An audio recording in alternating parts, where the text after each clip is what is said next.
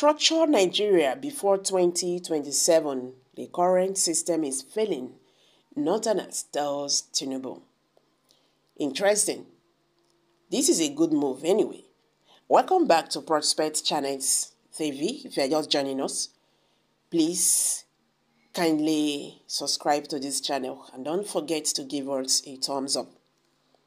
Before 2027, some restructuring of the Nigerian Federation should be embarked upon through evidence-based constitutional reforms, the objective of which should be to deconcentrate powers and resources from the federal tie and to spread them to those of the state and local government. The former chairman of the Independent National Electoral Commission, INEC, Professor Aturu Jega.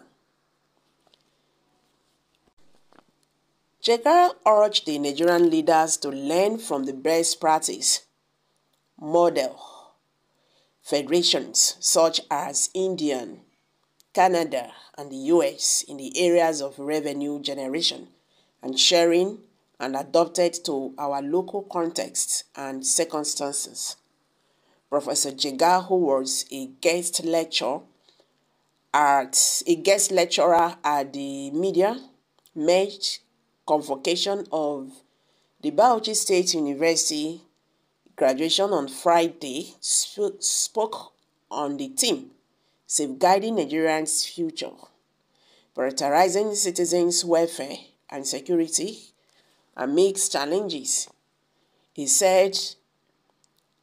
argued that he did not believe Nigeria is a failed state, but a failing state.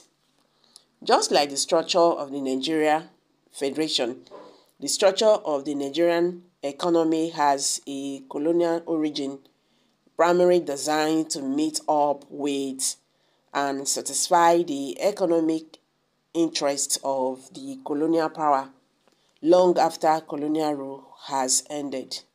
The structure has embedded and integrated the Nigerian economy into the global capitalist system such that it continues to promote primary modality production and exports primarily to Europe and import of finished products from all parts of the world rather than commodity production through industrial production and manufacturing for both the home market and exports. No additional states and local government areas should be created. The additional resources current states would get from the centralization of power and resources as recommended above will make all the 27 states and FCT financially viable and facilitative of grassroots development. The cost of governance at both the federal states and local tiers of governance needs to be drastically cut and measures introduced to enrich transparency and accountability and effective anti-corruption oversight. With regards to the structure of the Nigerian economy, the following recommendations are offered.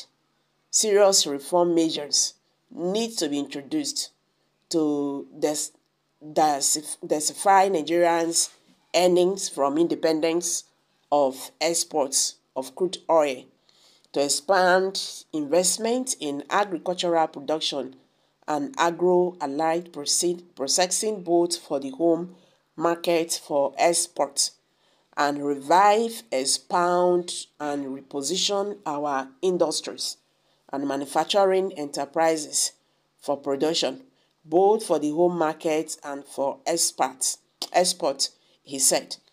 The former INEC chairman said that conceived of the pursue economic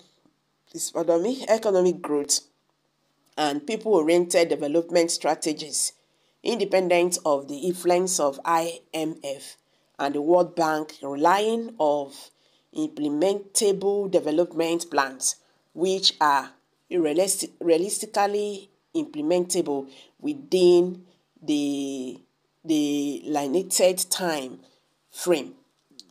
He urged the government to reframe the country's fiscal and monetary policies to strengthen our production enterprises, human capital, and currency. Also, to conceive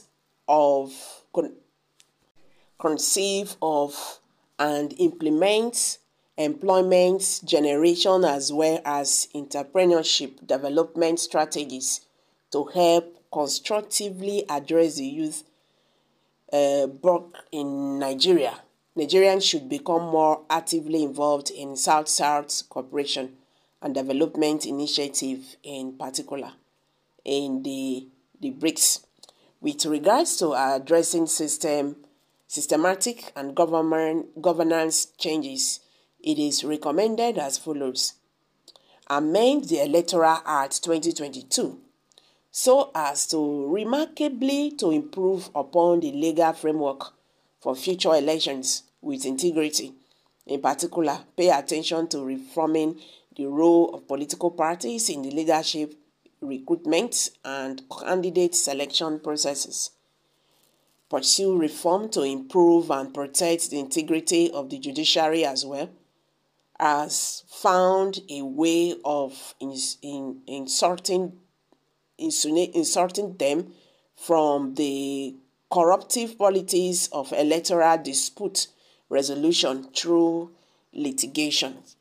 Improve the process of appointment into INEC with a view to protecting it from captured by crooked politicians and partisan pressures and influencers. Strengthened and expound the scope of the work of anti-corruption agencies and institutions to mitigate the demanding impact of corruption in Nigerian political economy. Institute and initiate reform measures that would ensure not only substantial reduction in the cost of governance at all levels, but also effective and transparent preparation, monitoring, and implementation of budgets, as well as policies and projects. So guys, you've all heard it now.